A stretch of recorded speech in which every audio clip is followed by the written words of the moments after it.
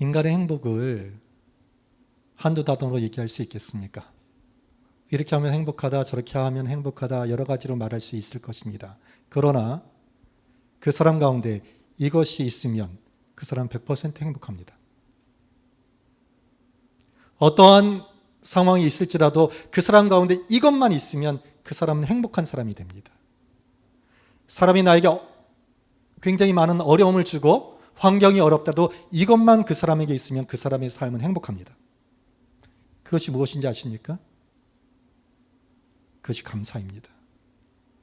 그 삶 가운데 어떠한 환경에 놓였을지라도 감사만 있으면 그 사람은 행복한 사람이 됩니다. 100%입니다.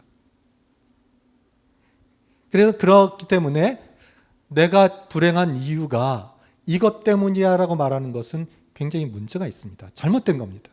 내가 남편 때문에, 아내 때문에, 부모 때문에, 어떤 사회적인 환경 때문에 내가 불행하다고 생각한다면 그 사람은 잘못한 생각입니다. 잘못된 생각입니다. 감사는 내가 하는 것이고 내가 선택하는 것인데 내가 하고 선택하는 것에 따라서 내가 행불행에 갈려진다는 것입니다. 다시 한번 말씀드리지만 어떤 사람이든지 간에 어떤 환경에 있는 사람들이든지 간에 그 사람이 감사가 있다면 그 사람은 행복한 사람이 됩니다. 그리고 그 감사가 넘쳐나고 넘쳐날수록 넘쳐나는 행복의 사람이 됩니다. 그러므로 어떤 면에서 보면 행복은 감사의 수준만큼 행복한 것입니다. 감사의 수준 두 가지가 있습니다. 두 가지 면에 충족이 될 때 큰 행복을 할 수 있는데 감사의 두 가지 면은 뭐냐면 감사를 할 때 행복합니다. 그 사람이. 그리고 다른 사람부터 감사를 받을 때 그 사람이 행복해집니다. 다시 한번요. 감사는 사람을 행복하게 하는데 내가 감사할 때 감사는 그 사람이 행복해집니다. 그리고 다른 사람의 감사를 받을 때 감사를 받는 그 사람이 행복해집니다. 그래서 감사를 할 때, 감사를 받을 때 인간은 행복해지게 되어 있습니다.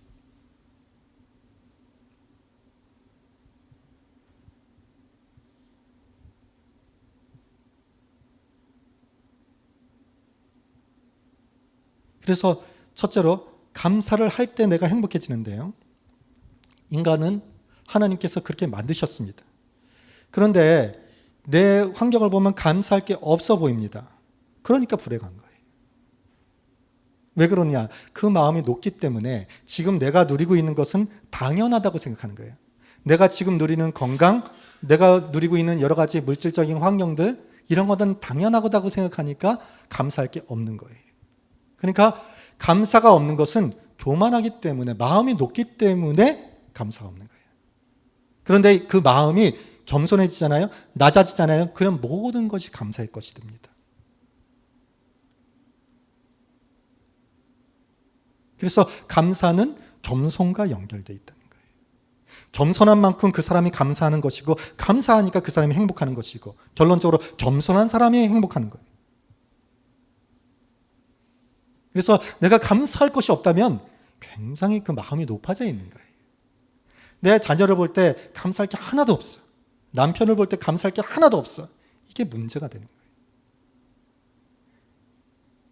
그 지금 환경 가운데 남편에 대한 감사를 찾고 남편에 대한 감사가 막 넘쳐나잖아요. 그럼 남편과 관계가 좋아지는 거예요. 행복한 부부 생활이 되는 거예요. 그런데 어떤 남편이 있는데 다른 사람이 볼 때는 굉장히 잘하는 남편이에요. 열심히 해가지고 월급도 갖다 주고 열심히 하는 거예요. 그런데 정작 그런 복에 겨운 남편을 지금 갖고 있는데도 행복하지 못하는 거예요. 늘 못마땅한 거예요. 왜 그렇습니까? 기준이 높기 때문에, 마음이 높기 때문에. 자녀가 지금 하나님께서 원하는 수준이에요. 자녀가 지금 건강하게 자라준 것만으로 감사해야 된다는 거예요. 그런데 내 마음에 안 차잖아요. 내 성이 안 차잖아요. 그러니까 맨만 못마땅한 거예요. 그러니까 내가 스스로 불행한 거예요. 그래서 지금 내가 누리는 것을 당연하다고 생각하면 그 사람은 행복한 사람이 되지 못합니다. 어떤 무엇을 줘도 그 사람은 행복하지 못합니다. 왜? 좀 얻었지만 익숙해지고 그 수준이 항상 당연하다고 생각하니까. 뭘 좀 더해줘도 감사가 없으니까. 절대 이런 사람은 행복하지 못합니다.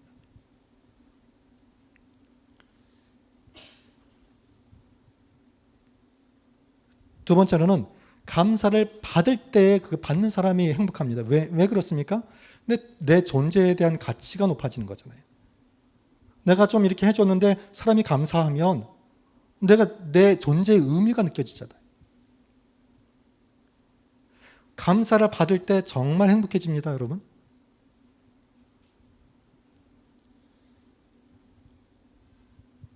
그리고 내가 이렇게 조금 노력한 거에 대한 보상을 받는다는 느낌을 받거든요. 부부관계에 있어서 이런 말 많이 듣습니다. 내가 뭐 바라지 않아. 내가 그렇게 했는데 감사한 마음 조금이라도 있다면 내가 이렇게까지 힘들지 않아. 이런 얘기 굉장히 많이 들어요. 내가 이렇게 했었는데 뭐 이렇게 다 받고 싶은 마음이 없어. 단지 하나 나에게 감사한 그 마음 하나 받고 싶은 거다. 이런 얘기 많이 듣습니다. 그래서 감사의 말을 들을 때 인간은 행복해지는 거예요. 왜? 존재의 의미가 느껴지니까. 내가 그래도 잘 살았구나. 내가 다른 사람에게 도움을 주었구나. 선한 영향력을 주었구나. 그런 느낌을 받잖아요. 그래서 인간은 감사를 할 때 그 사람이 행복해지는 것이고 감사를 받을 때 행복해지는 거예요. 유한서 목사님, 전 우리 담임 목사님이시죠. 제가 모셨지 않습니까? 어느 날 이런 얘기를 해요. 저희 이제 노회라고 장로교에서는 저희는 지방회라고 하는데 침례교에서는 여러 목사님들이 있는데 우리 교회에서 이제 여러 가지 자립되지 못한 교회들을 이렇게 매달 좀 지원했다고요. 여러 교회를 했습니다. 여러 교회를 했어요. 근데 저한테 어느 날 이런 얘기를 해요. 많은 교회를 지원했는데 지방에 나갈 때마다 한 교회 목사님이 꼭 찾아와가지고 목사님 이렇게 해주셔서 너무 감사합니다. 그 말을 계속 한다는 거예요. 저보고 그러는 거예요. 그래서 그 목사님은 끊을 수가 없다는 거예요. 그렇게 계속 한다는 거예요. 다른 교회 목사님은 1년 동안 일정 금액을 후원하고 1년 한 다음에 딱 끊는데 그 목사님은 계속 만날 때마다 저희를 이렇게 후원해 주셔서 감사합니다. 계속 말한다는 거예요. 그 말할 때 우리 이원서 목사님 얼굴이 기쁨이 있는 거예요. 이렇게 좀 이렇게 위에서 해줬는데 정말 감사하는구나. 그러니까 못 끊는 거예요. 계속하는 거예요.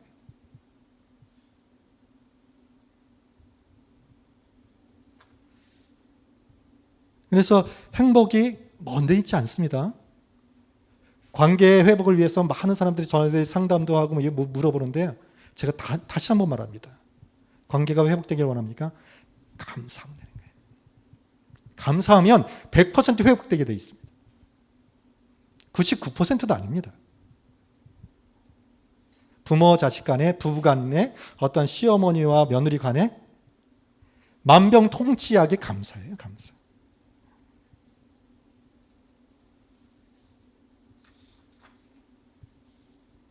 제가 한 주간 어떤 설교를 할까 굉장히 많은 고민하는데 굉장히 강력하게 제가 받았어요. 이 설교를 해야 되겠구나. 그래서 오늘 그 말씀 카드가 성경 본문이 아니라 주제죠. 오늘 설교 주제입니다. 감사 안에 살 길이 있습니다. 이 말씀을 강하게 받았어요. 여러분, 감사 안에 살 길이 있습니다. 감사 안에 여러 가지 길들이 있는데 제가 이게 시리즈로 좀 설교하려고 하는데요. 살 길이 있습니다. 감사가 능력입니다. 감사를 굉장히 가볍게 보는데요. 감사가 능력입니다. 그래서 제가 담임 목사가 된 지 1년이 조금 안 됩니다. 작년 9월 30일 날 저녁 예배 때 그러니까 제가 담임 목사가 되었죠. 그러니까 1년이 좀 안 됐습니다. 그 전에 모셨던 이완서 목사님. 저는 우리 교회에서 담임 목사가 되리라고는 한 번도 생각해 본 적이 없습니다. 제가 우리 교회에서 30년 처음 예수님을 믿어서 30년 동안 우리 교회에 있었고 청년부 회장, 전도사, 부목사, 수석 부목사 그런 다음에 제가 담임 목사가 되었는데 30년 제가 22년 부사역자를 우리 이완서 목사님을 모셔왔습니다. 저는 이제 사명이 개척이었기 때문에 때가 되면 이제 나가서 개척하리라 했는데 우리 교회 우리 이완서 목사님을 이어서 담임 목사가 됐습니다. 제 인생에 있어서 가장 힘들었던 시기 중에 하나였습니다. 제가 51인데요. 여러 가지 어려움들이 왜 없었겠습니까? 작년 1년이 제 인생에서 가장 힘들었던 기간 중에 하나입니다. 무엇이 힘들었냐면 제 마음이 힘들었어요. 진짜로 교회적인 상황이, 저 이완서 목사님이 갑자기 이제 돌아가셨잖아요. 그리고 제가 담임 목사가 되면서 가장 힘들었던 게, 스스로 이완서 목사님과 비교해 보면 제가 할 수 있는 것이 별로 없어요. 기도도 현저하게 못합니다. 말씀도요, 능력 면에서 비교가 안 되죠. 이완서 목사님 제가 어떻게 따라갑니까? 그 충성과 헌신을 제가 30년을 배워왔는데요, 성직자 중에 성직자, 그런 분을 제가 못 봤어요. 그러니까 제가 어떻게 따라갑니까? 그리고 기도하고 하나님의 말씀을 영감으로 받아서 전하고, 이런 능력이 비교가 안 되는데 제가 우리 교회를 어떻게 제가 이끌어 나가겠냐는 거예요. 이 짐이 정말 무거웠어요. 제가 이 교회를 이끌 수 있을까? 담임 목사가 됐는데, 그래서 한 달 만에 제가 몇 번 말씀을 드렸지만 6kg가 빠지더라고요. 그 생각이 그냥 가는 거예요. 너무나 무거운 거예요. 어떻게 이끌 수 있을까? 너무나 무거웠어요. 그래서 마음이 힘들었어요. 그러니까 솔직히 근심 걱정이 됐어요. 제가 근심 걱정 안 한 지가 굉장히 오래됐었는데 해본 적이 없어요. 진짜로. 그런데 그게 근심 걱정이 사실 됐어요. 답답했어요. 어떻게 할 수 있을까? 여러분이 답답해질 때 그 여러 가지 시험에 빠지는 그 패턴이 어떻게 되냐면, 첫째가 뭐냐면 생각이 많아져요. 생각이 많아지면서 부정적인 생각들이 막 이게 들어오게 됩니다. 그러면 어떻게 되느냐? 미래에 대해서 부정적인 미래가 막 생각이 되는 거야. 꼬리에 꼬리를 물면서 부정적인 미래, 근심, 걱정, 두려움이 막 이제 많아지게 됩니다. 그리고 현실에 대해서 답답하게 돼요. 내 지금 꼴을 보니 안 되는 거예요. 그러니까 미래의 근심, 걱정, 현실에 대해서 답답하니까 어땠습니까? 소망이 없는 거예요. 그러면 나타나는 현상이 뭐냐면 무기력해집니다. 할 수 있는 게 없는 거예요. 하고 싶은 힘도 안 되는 거예요. 왜? 소망이 안 되니까. 미래에 대해서는 근심 걱정의 생각이 가득하고 현실은 내가 보니까 답답한데 무슨 소망이 있습니까? 그러니까 무기력해지는 거예요. 힘이 빠져버리는 거예요.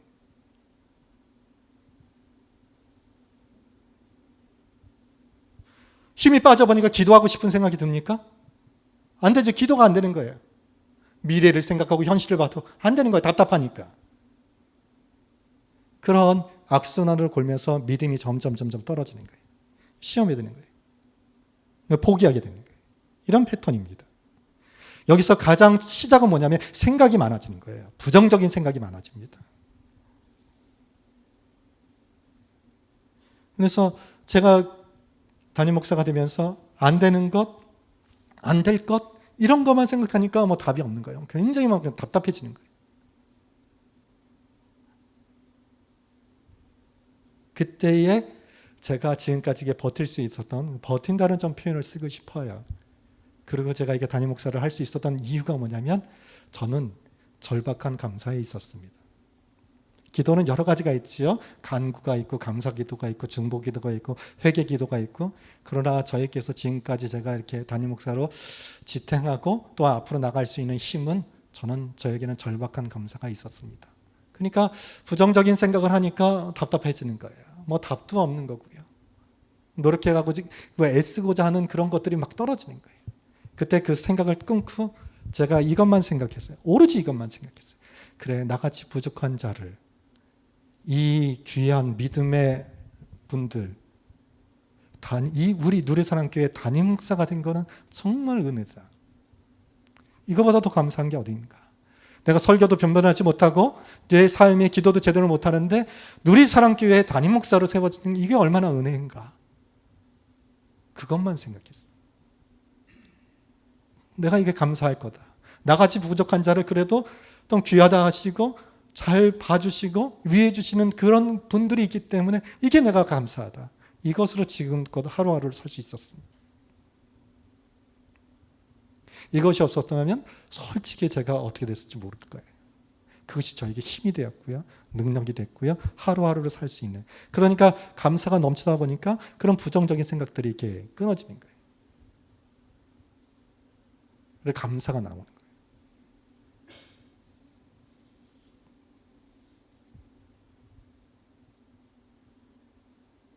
감사가 많아지면 생각이 물러갑니다.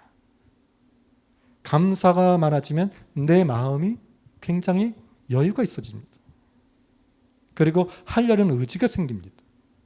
그래서 여러분 가운데 지금 여러 가지 어려운 가운데 무너져 있다면 가장 우선적으로 해야 될 것이 감사예요. 감사. 제가 이걸 굉장히 강하게 받았습니다. 기도하는데 굉장히 강하게 받았어요. 그래서 앞으로 제가 우리 교육자들과 상의를 해가지고 어떤 캠페인, 어떤 대대적인 것들을 감사에 대한 프로그램들을 만들 생각입니다. 우리 교육자들 전체적으로 힘을 모아서 강하게 받았기 때문에. 그래서 우리 교회적인 감사 운동을 제가 전개하려고 지금 준비하고 있습니다. 그래서 감사에 대한 잘못된 생각이 뭐냐면 감사는 감정이라고 생각하는 거예요. 이러니까 잘못된 거예요. 감사는 절대로 감정이 아닙니다. 감사는 마음이 들어야지 감사합니다. 이게 아니라는 거예요. 감사는 의지입니다. 감정이 그렇게 감사한 마음이 들지는 않아요. 그러나 믿음으로 또 하나님 안에서 감사하는 거예요. 좋은 것들을 보고. 그러니까 감사는요, 모든 사람에서 좋은 거 나쁜 거 다 있잖아요. 어떤 자녀 있을 때 나쁜 것 그거 보는 게 아니에요. 좋은 거 잘하는 거 그거 보고 감사하는 거예요. 인간에 있어서 100%다 좋고 100%다 나쁜 사람은 없는 거예요. 그래서 모든 사람의 감사를 찾을 수 있는 거예요. 왜? 그 사람 가운데 1%, 10%의 그 감사거리를 찾아가지고 그거를 감사하는 거니까. 자녀가 여러 가지 속을 새지만 그래도 건강한 게 자라주는 거 그거 하나 붙잡고 감사하는 거니까. 감사하지 못할 대상은, 감사하지 못할 환경은 없습니다. 이 세상에. 이지선 씨가 전신에 화상을 입었잖아요. 손도 자르고. 그 얘기를 해요. 눈썹이 있는 게 얼마나 감사한 거지. 이게 땀이 내리면 눈이 계속 이게 땀이 들어간다는 거예요.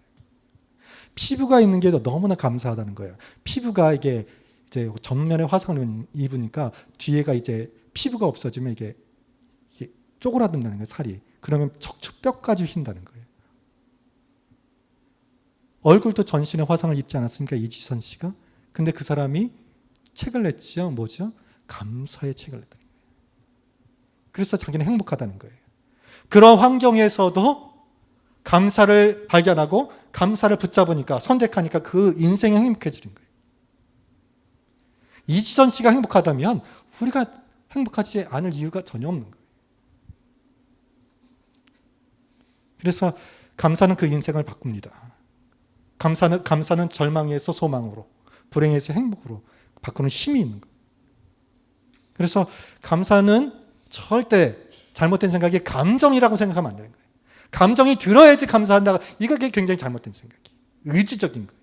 그걸 선택하는 거예요. 그래서 일반적으로 어떤 사람마다 다르지만 매일 감사를 300번 하잖아요. 그는 그 감사는 감정이 생긴다는 거예요. 의지적으로 감사합니다, 감사합니다 하면 감사하는 마음이 생기는 거예요. 그래서 감사에서의 감정은 따라오는 거예요. 의지적으로 감사하다면 그 감정이 따라오는 거지 그것이 우선되지 않습니다. 그래서 제가 앞으로 할 그런 프로그램 중에 하나가 하루 300번 감사하기 훈련을 하는 건데 300번 그렇게 힘들지 않습니다, 여러분.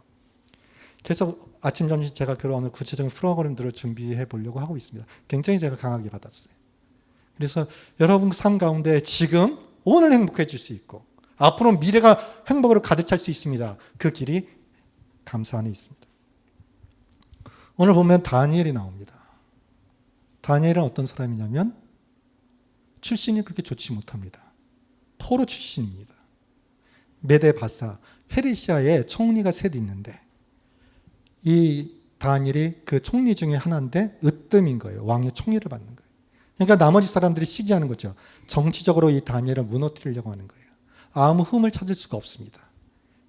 그래서 종교적인 것, 그래서 30일 동안 왕 위에 어떤 사람과 신에게 기도하면, 구하면 사자굴에 던지지 않게 하는 그런 칙령을 내려달라, 조서를 써달라. 그래서 왕도 못 고치게 도장을 찍게 하지 않습니까? 그러니까 이 다니엘의 이 순간은, 오늘 본문의 순간은 굉장히 절체절명의 순간입니다. 사자굴에 던져줄 순간이. 그런데 제가 이거를 묵상하면서 이런 생각이. 다니엘의 믿음은 사실상 자기 일신의 목숨의 위협, 이건 크게 구애를 받지 않는 사람으로 저는 생각합니다. 그 이전의 모습이 그랬기 때문에. 그런데 지금 다니엘은 총리입니다. 그러면 이 다니엘의 가족들이 있죠. 그리고 다니엘을 따르는 그런 무리들이 있어요. 그러니까 이 정도의 위치면 혼자가 아니에요. 자신이 처단되면 가족과 자신을 따르는 무리들이 다 처단되는 거예요. 지금도 정치가 그렇지 않습니까? 정권이 바뀌잖아요. 다 내치는 거예요. 근데 하물며 이때는요, 내치는 정도가 아니라 어떤 종으로 팔려가거나 그야말로 다 끝나는 거예요. 그러니까 다니엘의 입장에서는 나만이 아니라 나를 따르는 무리들이 생각되는 거예요. 그러니까 얼마나 이 마음이 무겁습니까? 그렇게 간단한 게 아니에요. 다니엘을 따르는 많은 무리들이 있기 때문에. 그래서 기도했겠지요. 제가 생각을 해봤어요. 얼마나 마음이 무거웠겠습니까? 절대 그 마음이 간단하지 않습니다. 다니엘이. 얼마나 마음이 무겁겠습니까? 자신이 어떻게 행동하느냐에 따라서 그 많은 무리들의 생사가 달려있는데. 기도했겠지요? 무거운 마음으로. 그런데 무슨 답이 있겠습니까? 그 조선은 변개할 수 없는 거고, 아무리 왕에게 나간다 그래도 답이 없는 거고, 답이 없는 거잖아요. 그런 가운데 제가 생각할 때는 여러 가지 생각 가운데 감사를 하였다는 생각이 듭니다. 포로 출신의 나를 이렇게 하나님께서 이제 꿈을 해몽하는 능력을 주셨고 이렇게 높여주셨구나. 참 감사하구나.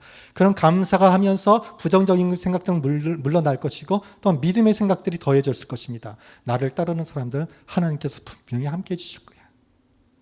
그걸 동안 내가 기도할 거야. 그래가 담대해지죠. 그래서 윗방에 올라가서 창문을 여는 거예요. 예루살렘을 향한 마음, 그러니까 그 마음 가운데는 굉장히 제가 볼 때는 감사가 있는 거예요. 기쁨이. 열어버리는 거예요. 그리고 하던 대로 3번 기도하는 거예요.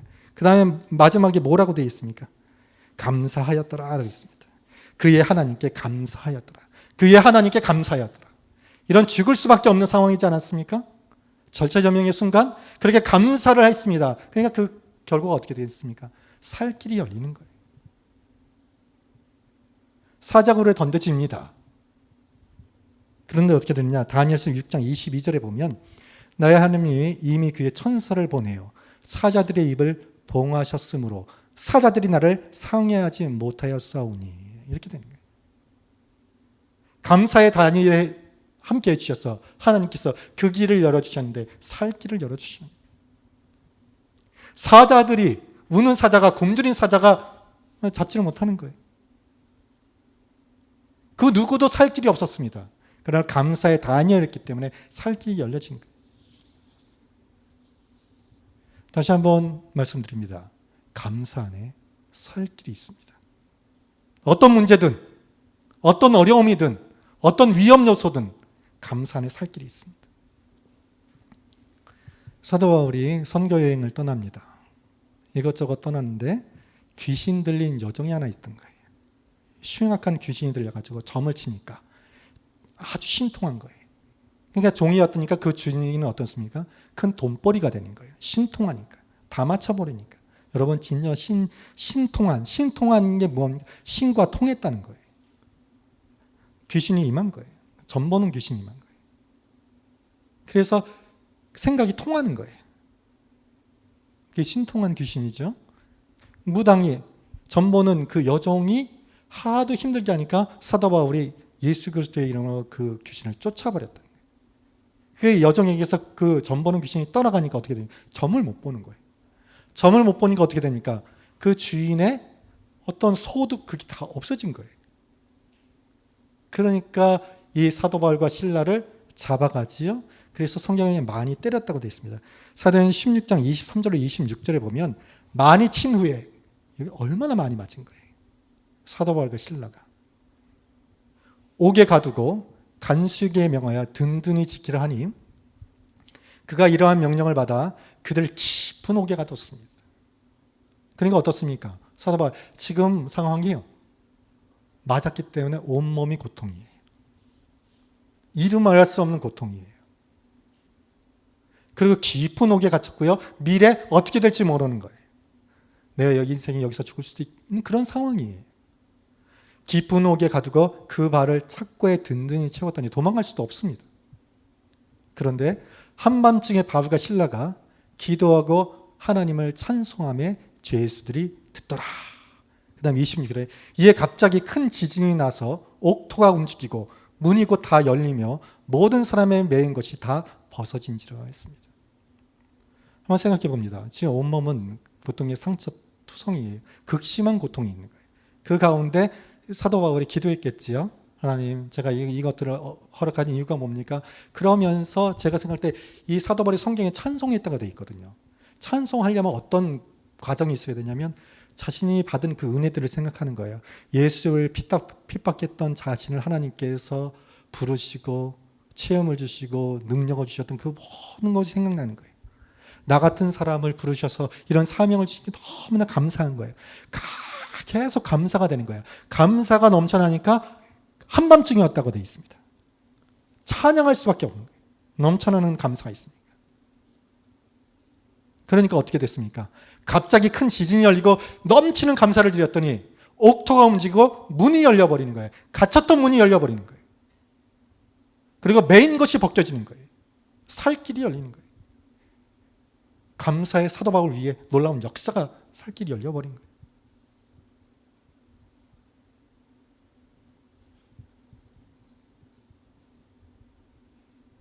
여러분에게 닫혔던 여러 가지 문들, 나를 조였던 문들, 그것들이 감사를 통해서 열려지는 거예요. 그걸 통해서 살 길이 열리는 거예요. 하나님께서 이 시간도 감사하기를 원합니다. 어떤 감사가 있어야 할까요? 내가 겸손히 보면 이게 있어지는 거예요. 그리고요, 감사가 하다 보면 어떻게 되냐면 점점 많아지는 거예요. 감사를 못하니까 할 게 없는 거예요. 하다 보면 이것도 감사해요, 저것도 감사해요, 저것도 감사해요. 그러면 행복한 사람이 되는 거예요. 이 시간도 하나님께서 나에게 주신 것들을 기억하고 생각하고 내가 너무나 많이 받았구나. 하나님 앞에 감사하고 또한 사람에게 감사할 수 있어야 되는 거예요. 하나님께서 그 사람을 통해서 주셨기 때문에 넘치는 감사로 하나님께 영광 돌리고 더욱더 감사하는 자에게 더욱더 많은 감사의 것들을 주십니다. 더 많이 받아 누리는 저와 여러분의 남은 삶이 되어야 하겠습니다. 기도하시겠습니다.